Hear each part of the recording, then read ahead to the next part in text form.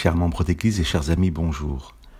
Nous partageons depuis l'émission 135 le voyage en bateau de Paul vers Rome et la tempête qui a placé les 276 voyageurs du bateau en péril extrême.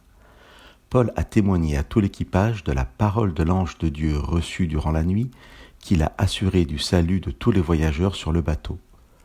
Je vous lis les versets 33 à 36 du chapitre 27 du livre des Actes. En attendant que le jour se lève, Paul a invité tout le monde à prendre de la nourriture en disant « C'est aujourd'hui le 14e jour que vous êtes dans la tente et que vous restez à jeun sans rien prendre. Je vous invite donc à prendre de la nourriture car il y va de votre salut. Aucun d'entre vous ne perdra un seul cheveu de sa tête. » Après avoir dit cela, il a pris du pain, il a rendu grâce à Dieu devant tous, puis il l'a rompu et s'est mis à manger. Alors, reprenant courage, tous ont pris de la nourriture.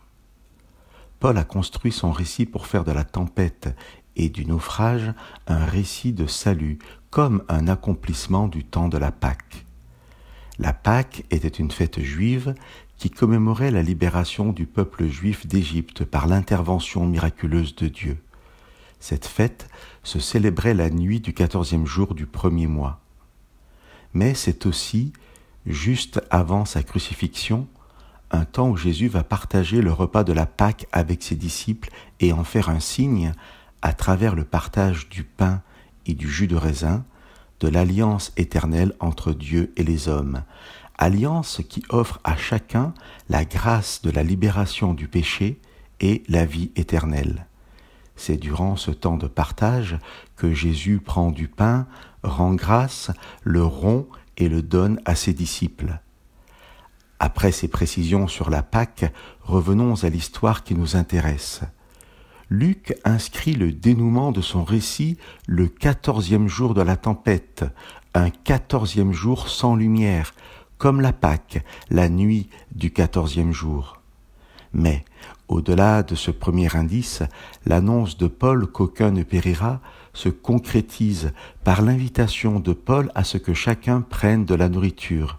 Et nous retrouvons, exécutés par Paul, les 4 mêmes gestes que pour la scène avec Jésus.